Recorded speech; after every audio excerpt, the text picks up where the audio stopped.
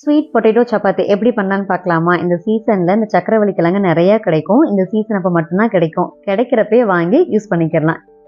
இந்த சப்பாத்தி மாவு எப்பயும் போல பிசையிற மாரியே உப்பு, எண்ணெய், லைட்டா சுடுதண்ணி வச்சு தெளிச்சு விட்ட மாரி பிசைஞ்சிடலாம். இந்த சக்கரவள்ளி கிழங்கு உப்பு போட்டு வேக வச்சு நல்லா இந்த மாரி மசிகிற மாரி வேக வச்சிடணும்.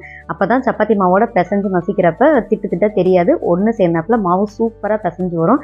அதே நேரம் ஒரு 1/2 அன் ஹவர் இந்த மாதிரி பிசைஞ்சு வச்சிட்டிங்கன்னா மாவு அவ்வளோ சாஃப்டா இருக்கு, சூப்பரா இருக்கு, நல்லா புஸ்கு புஸ்குன்னு இருக்கு.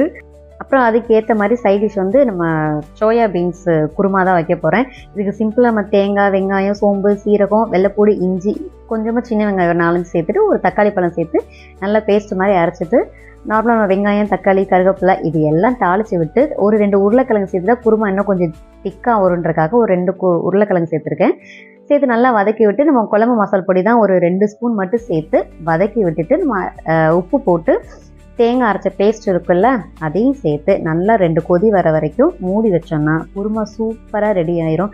அப்புறம் இந்த சக்கரவள்ளி கிழங்கு நிறைய மருத்துவ பயன்கள் அதிகம் இருக்கா. கண்ணுக்கு நல்லதான், இதய தசைகளுக்கு நல்லதான், நரம்பு மண்டலத்துக்கு நல்லதான், இந்த மாதிரி கூகுள் அக்காட்ட கேட்டோம்னா நிறைய சொல்லுது. சேர் அப்புறம் ஏன் விடுவானே, சக்கரவள்ளி கிழங்கு சீசன் இருக்கிறப்பயே அதை வாங்கி எந்தெந்த விதத்தில் பயன்படுத்த முடியுமோ அந்தந்த விதத்தில் டிஃப்ரெண்ட்டாக செஞ்சு சாப்பிட்டுக்கிறோமேன்னு சொல்லிட்டு இன்றைக்கி சப்பாத்தி, இன்னொரு நாள் வேறு டிஷ் செய்வோம்.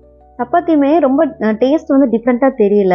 ஆனால் அந்த சுடுறப்ப ஸ்மெல்லு நல்லா, நம்ம அந்த போலி சுட்டாங்கன்னா எவ்வளோ ஸ்மெல் எப்படி வரும், சூப்பராக இருக்குது. அந்த ஸ்மெல்லே போலி மாதிரி இருக்குது. ஆனால் சப்பாத்தி வந்து இனிக்கெல்லாம் இல்லை, நார்மல் சப்பாத்தி மாதிரி தான் இருக்குது. ஆனால் அவ்வளோ சாஃப்டாக இருந்துச்சு.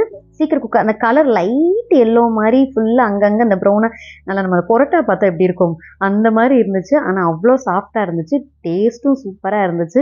ஒரு 2 சப்பாத்தி சாப்பிட்றதுல ஒரு 4 சப்பாத்தி சாப்பிட்லாம் அந்தளவுக்கு இருந்துச்சு. இருந்தாலும் கொஞ்சம் சத்து ஊட்டப்பட்ட சப்பாத்தி இது, அதனால தாராளமாக கூட 2 கூட வச்சு சாப்பிட்லாம். அவ்வளோ நல்லா இருந்துச்சு. இன்னும் சொல்லப்போனால் வாண்டுகளுக்கு நல்லா பிடிச்சிருச்சு. சப்பாத்தி பார்க்கலாம், கையில் வச்சு அமைக்க காமிக்கிறேன் எவ்வளோ சாஃப்டாக இருக்குன்னு. அது இந்த குருமாவும் இந்த சப்பாத்திக்கு ஏற்ற மாதிரி இருந்துச்சு. சப்பாத்தி தானே, நம்மளுக்கு என்ன சைட் டிஷ்ஷெல்லாம் வச்சு சாப்பிட்லாம். நான் கையில் வச்சு காட்டுறப்பே பாருங்களேன் சப்பாத்தி எவ்வளோ சாஃப்டாக இருக்குன்னு. நீங்களும் ட்ரை பண்ணுங்கள். வீடியோ பிடிச்சா ஒரு லைக் பண்ணுங்கள். மறுபடியும் அடுத்த ஒரு ஷார்ட்ஸில் பார்க்கலாம்.